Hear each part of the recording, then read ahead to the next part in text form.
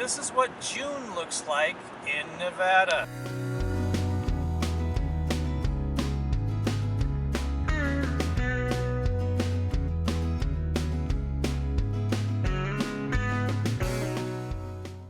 I'm the Rockhopper, and I wasn't even going to do this video, but as I was driving through a June snowstorm, I thought, I'll take a few clips. It's kind of interesting. And the next thing you know, it morphed into an idea. Ain't gonna give you no jive, but we're gonna take a drive up Nevada's 225. It would be pretty if it was, say, December. June 7th, to be exact. Nevada is more than just gambling and mining. There's also sheep here. And the Peruvians come up to work as sheep herders.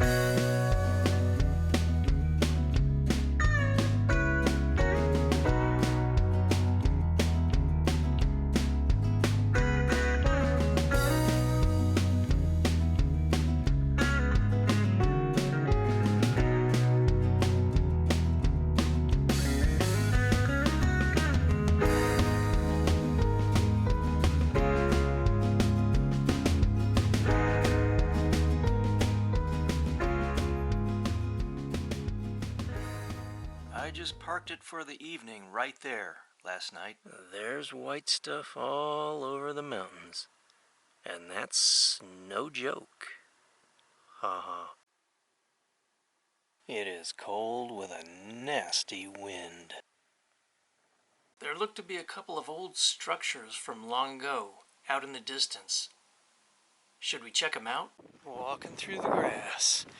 It is freezing cold today. 4 days ago I had a touch of heat exhaustion. Today I'm wearing a down winter jacket because I could actually become hypothermic on a day like this. They call Nevada the Silver State, but I think of it as the state of extremes. I've heard people in Nevada tell me stories about how one day it'll be 118 in the summer, and then in the winter it'll be minus 30 in the same town. You think about that, that's almost 150 degree temperature variation. That is definitely extreme.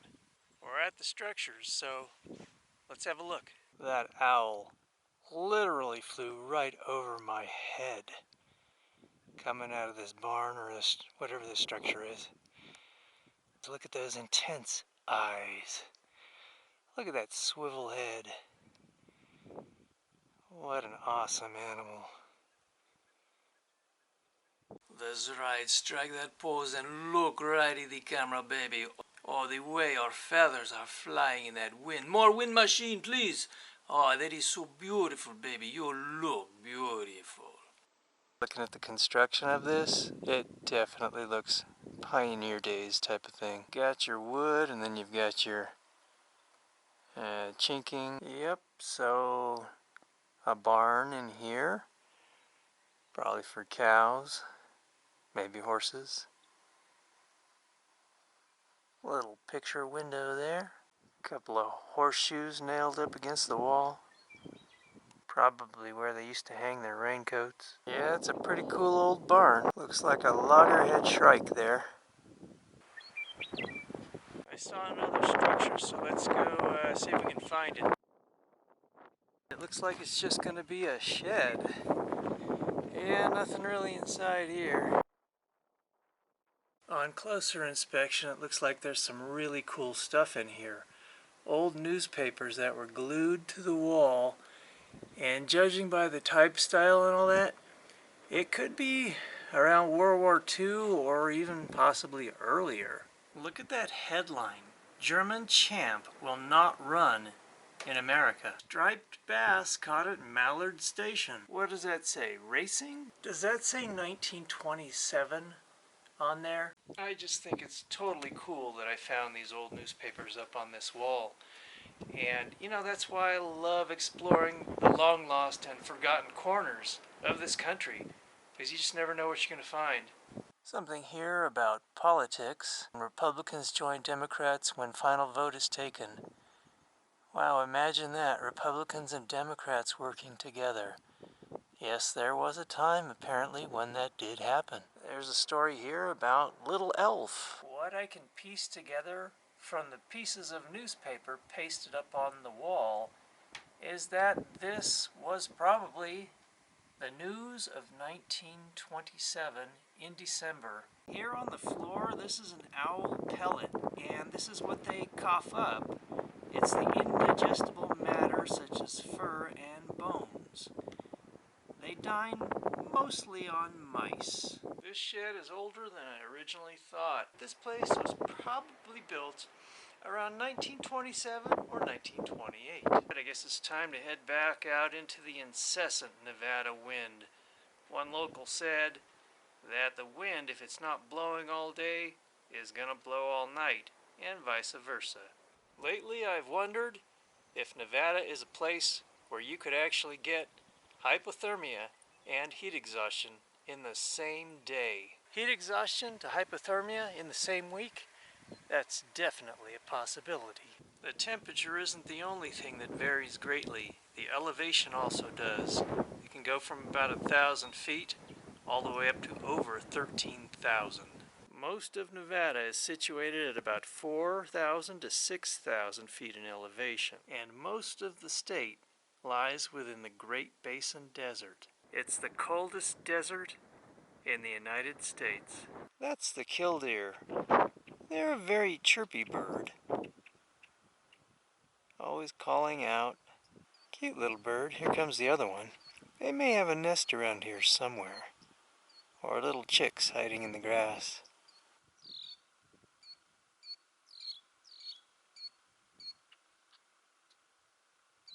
They're generally found around wetter areas, marshlands and such, which is what this is. Dang, I just got a fright. I turned around and then I saw this snake. Yeah, of course my mind, goes to rattlesnake. But it's just a gopher snake. And I'm surprised he's out because it's so darn cold, but he's trying to warm up in the sun.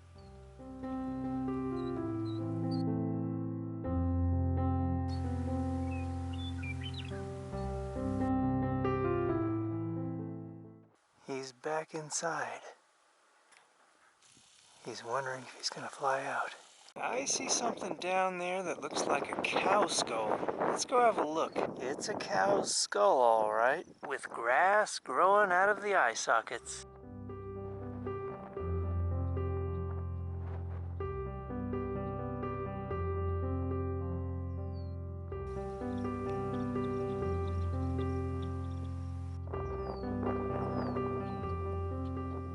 Cute little water bird there.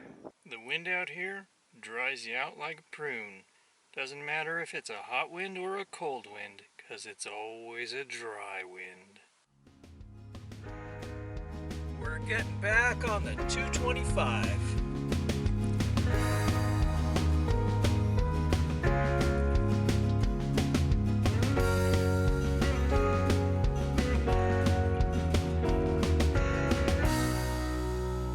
The open road.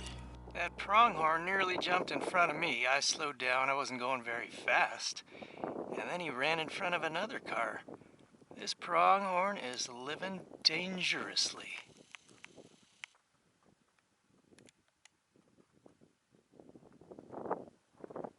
You better be careful, my friend.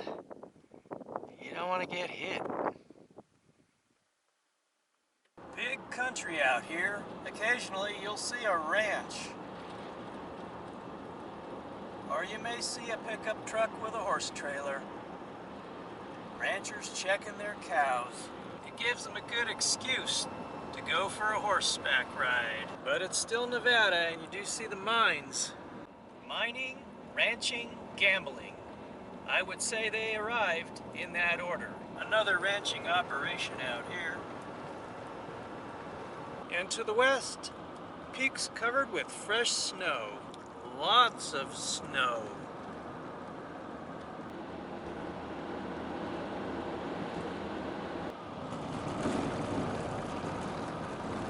Let's take a brief stop. I found something that could be kind of interesting. Looks like a really old rock and maybe adobe structure right here. It definitely looks quite old. Not much left of it at all. And then there's this. Let's go in and have a look. Bird's nest down there. And an old stove. That looks to be quite old. I don't think the people who built this place were watching TV. Look at that roof. Branches and grass. Now, this is old school Nevada right here. That's pretty interesting. That's how they used to do it in the old days. I wonder how old this place is. A roof made out of sticks, grass, and mud. Verdant green pastures beneath snow-capped mountains. I wonder if the cows ever look up and say, "You know what, Daisy? We are living in a bovine paradise." Yes, Jed, that is so true. We can just sit around out here and graze and poop till our heart's content. Well, till our fart's content.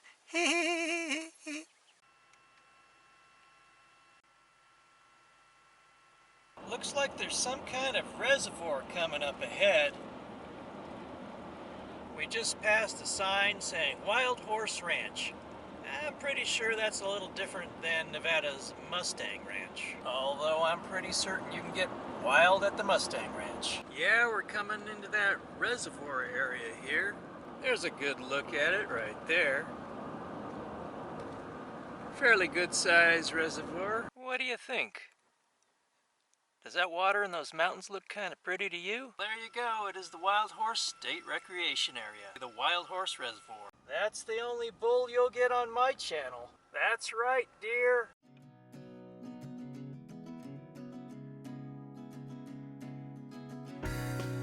We're threading between mountains now, on curvy, windy roads. And to our left is a river. I like these kind of roads. I know motorcyclists love these kind of windy roads that thread through hillsides and around. How about you? You like this kind of thing? If you do, let me know down in the comments. I'm definitely liking this. My kind of roads. Gives me, gives a chance to just kind of slow down and enjoy life. Look around. Take the time. Life shouldn't be an interstate. It should be a beautiful, winding road. Something good around every little bend. A river to my left and the mountains to my right. This kind of road just gives me delight. People in the city are driving like crazy. In a hurry. I know time is precious. Just consider taking a deep breath. Checking yourself. Maybe relax a little bit. Take a moment. I know, easy for me to say because I'm out here doing it. The actor Steve McQueen once said something to the extent that he'd rather wake up in a wilderness than in any city on earth. I gotta say, I agree with you, Steve. Like the band Nickelback sang in If Today Was Your Last Day, you can't rewind a moment in this life. And I say, sometimes you just gotta live it. More verdant pastures for cows. I'll tell you something in case you haven't figured it out yet. Human beings are the only creatures on Earth that will willingly and knowingly complicate their lives. You don't have to constantly create complications. There's nothing saying that you have to add more and more responsibility to your life. In fact, quite the opposite. Everything in life is a choice. Well, look at that. There's an actual town along the 225. Mountain City.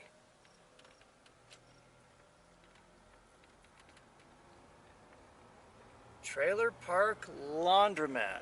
That's for sale and not open. Festively decorated little garage there.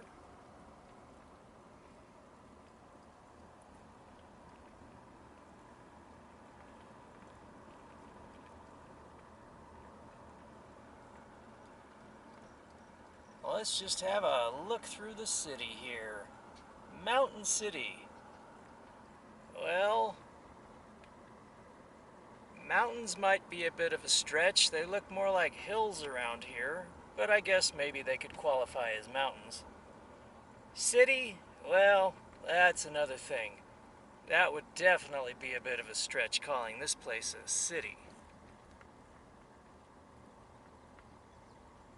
Sheriff car parked by the side of the road, nobody in it.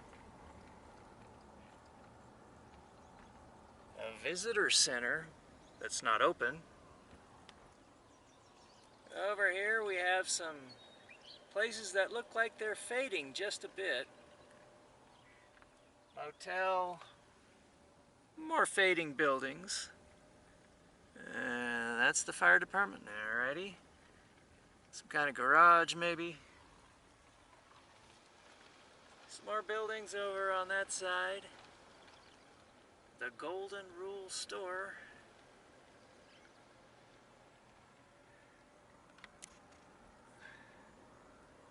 It's got a post office. A steakhouse that's not open.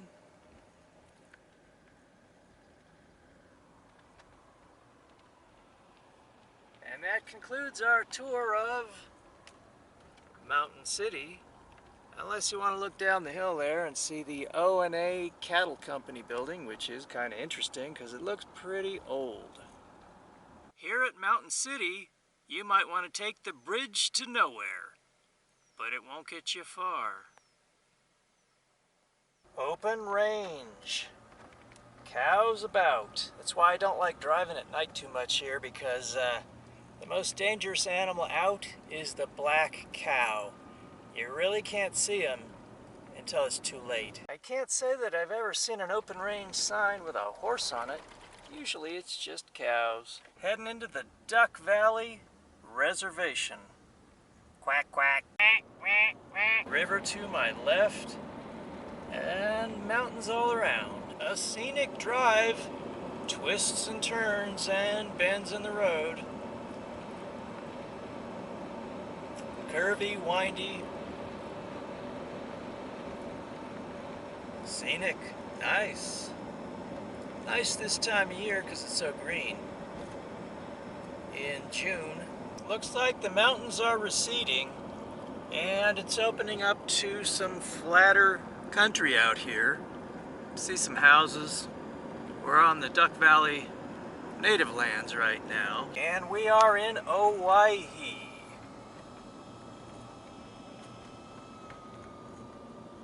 So this is probably the main town of the native lands.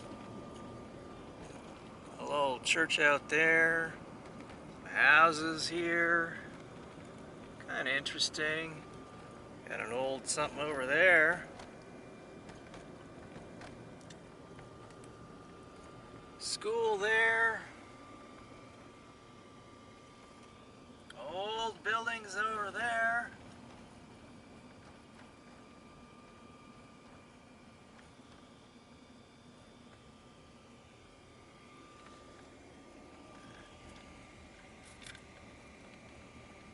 Yeah, lots of little old buildings here.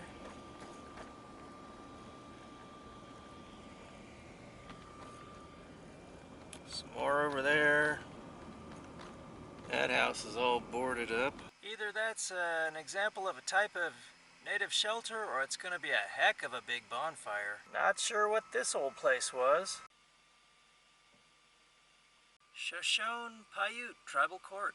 That's pretty cool, like a traditional shelter frame there. Got their own little police force here. And a jail. Don't be bad, you might end up in there. I'm gonna say that's like an example of a traditional shelter. Not sure what that building was. Community health facility. What's that up there? LDS Church?